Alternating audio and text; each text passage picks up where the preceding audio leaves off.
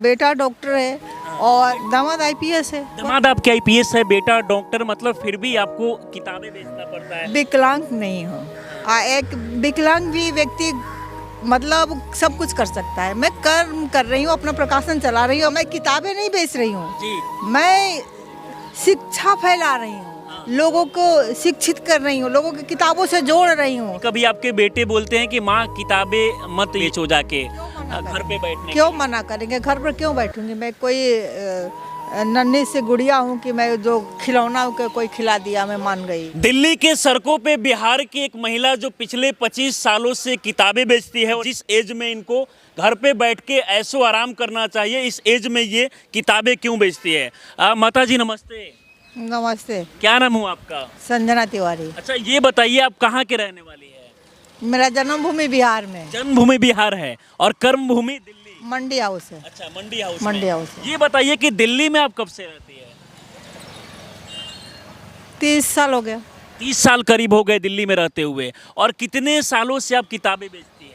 वर्षों हो गया। वर्षों हो गया। वर्षों हो गया। तो ये बताइए कि मतलब जिस तरीके से आप यहाँ पर किताबें बेच रही हैं, देखकर लोगों के मन में कई सवाल चल रहे होंगे कि इस उम्र में तो माता जी को घर पे आराम करना चाहिए। क्या ऐसा परेशानी है कि आप किताबें बेच रही हैं? पहले नंबर 1 की उम्र कुछ भी नहीं होता है काम करने के लिए। इस उम्र चाहे बाल उम्र चाहे मैं वैसे वृद्धा उम्र में नहीं आई हूँ कि मुझे घर पे बेटा के सेवा करना चाहिए। चाहे बेटा सेवा करे बेटी सेवा करे, मुझे प्रत्येक व्यक्ति को अपना कर्म करना चाहिए। मैं अपना कर्म कर रही हूँ। मतलब अपना कर्म कर रही है, लेकिन मैं किताबें नहीं बेच रही हूँ जी। मैं शिक्षा फैला रही हूँ, लोगों को शिक्षित कर रही हूँ, लोगों की किताबों से जोड़ रही हूँ। तो इसको बेचने का नाम देख करके इसका तौहीन ही न किया जाए। मतलब शिक्षा देने का काम कर रही है समाज में आप। हाँ, साहित्य से जोड़ना चाहती हूँ। प्रत्येक व्यक्ति साहित्य और रंगमंच से जुड़े तो एक सहज व्यक्ति बने और सहज व्यक्ति सब कुछ कर जाता है। अच्छा, तो ये साहित्य पेड़ भी है और साहित्य पेड़ के नीचे कहीं ना कहीं माता जी जो है पिछले कई सालों से दिल्ली के सड़कों पे यहाँ पर लोगों को कहीं ना कहीं शिक्षा देने का काम कर रही है। ये बताइए कि आपके बेटा लोग क्या करते हैं? बेटा लोग देखो, मेरे एक ही बेटा नहीं है, एक ही बेटी नहीं।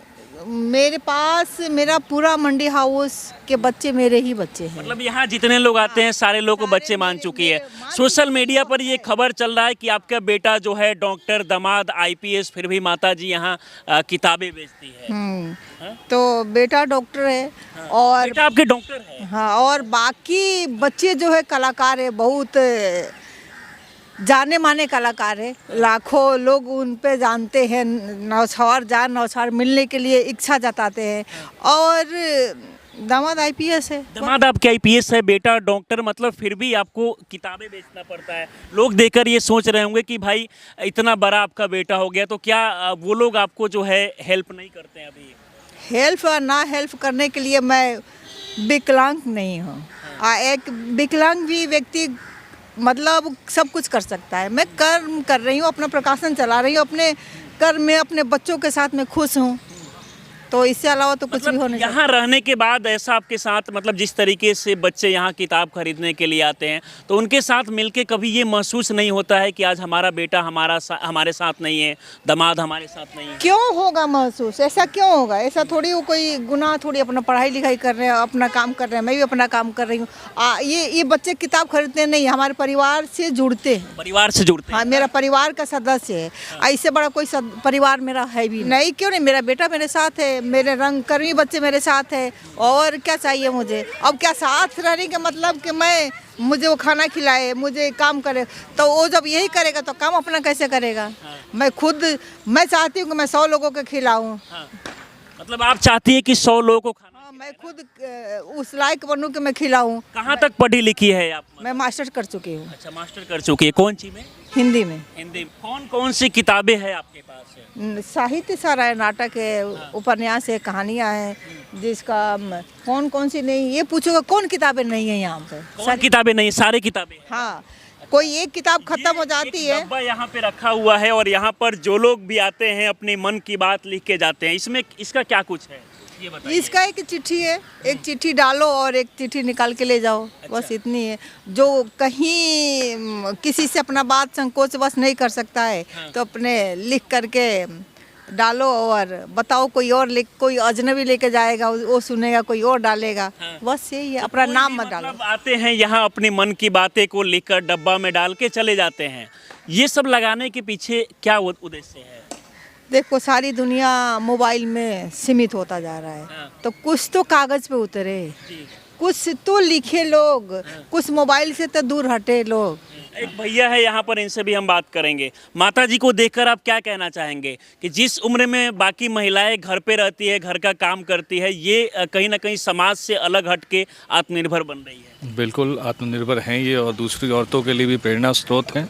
और हम जो आर्टिस्ट हैं यहाँ पे जो काम कर रहे हैं उनको भी ये काफ़ी मोटिवेट करती हैं लिखने के लिए। कई आर्टिस्ट लोग ने कविताओं की पुस्तकें अपनी निकाली हैं, कहानियों की पुस्तक निकाली है, तो इस तरह से भी मोटिवेट करती हैं। तो समाज के प्रति भी बहुत ज़्यादा इनका देन है ना। तो बहुत अच्छा लगता है हमें इनके साथ। इनका कहानी जो है सोशल मीडिया पर काफ़ी लोग जान चुके हैं कि इनके बेटा जो है डॉक्टर है, दमाद कहानी को जो इनकी कहानी, भी माँ जो है किताबें बेचती है, ऐसा लोग इनकी कहानी जो उस पे है उसके लोग कई तरह से देखते हैं, बट असल में जो है कि इन्होंने बहुत अच्छे लालन पोषण करके अपने बच्चों को पढ़ाया, इस काबिल बनाया है कि वो आज डॉक्टर हैं और अच्छे पद पे हैं। आसीन की बेटी जो भी हैं, तो उसको इस तरह से देखा जाए कि ये इनका पैशन है किताबें, ये किताबों को और यहाँ मंडी हाउस को ये छोड़ना नहीं चाहती, ये पैशन है इनका। किसी तरह की कोई मजबूरी नहीं है कि इनको परिवार से किसी तरह की कोई दिक्कत परेशानी है यार, परिवार से कोई दिक्कत परेशानी ऐसी कोई नहीं है। ये इनकी पैशन है, किताबों के प्रति इनका प्यार है, हम लोग परिवार के प्रति इनका प्यार है जो इनको यहाँ मंडी हाउस के साथ जोड़े रखता है। बिल्कुल। ये बताइए माता जी, कभी आपके बेटे बोलते हैं कि माँ किताबें मत ये लो, मतलब बेचो जाके, घर पे बैठने क्यों मना करेंगे? घर पर क्यों बैठूंगी मैं? कोई नन्ही सी गुड़िया हूँ कि मैं जो खिलौना कोई खिला दिया मैं मान गई, क्यों मना करेंगे? तो बेटा दामाद मतलब कभी नहीं मना कर? क्यों मना करेंगे? वो हमारे अनुसार चलेंगे कि हम उनके अनुसार चलेंगे? देखो, किताबें तो दुनिया बदल देती है, एक इंसान बदल जाए। कोई ज़रूरी नहीं कि पूरी किताबें पढ़ कर के लोग विद्वान बनता है। 2 लाइन भी पढ़ जाए, 2 लाइन ही कविता किसी को जीवन दे देती है। कुछ लाइनें आप सुनाइए, बहुत सारी लाइनें भी आप बोलते रहती हैं। बोलती तो रहती हूँ। जी।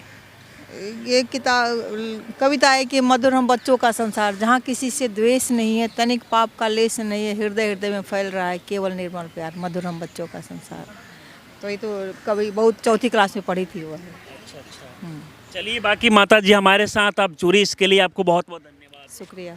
बाकी अगर आप देश की राजधानी दिल्ली में मंडी हाउस के पास आएंगे तो ये श्री राम सेंटर है, जहाँ पर ये साहित्य का पेड़ है, और पेड़ के नीचे ठीक यहाँ पर माता जी जो है अपने किताब की दुकानें लगाती है, जहाँ से बहुत सारे बच्चे जो है जुड़ के शिक्षा ग्रहण करते हैं। बाकी इस माता जी के कहानी को लेकर आप लोग क्या सोचते हैं, अपनी राय हमें जरूर दें। आप हमारे साथ जुड़े रहें, बहुत बहुत धन्यवाद।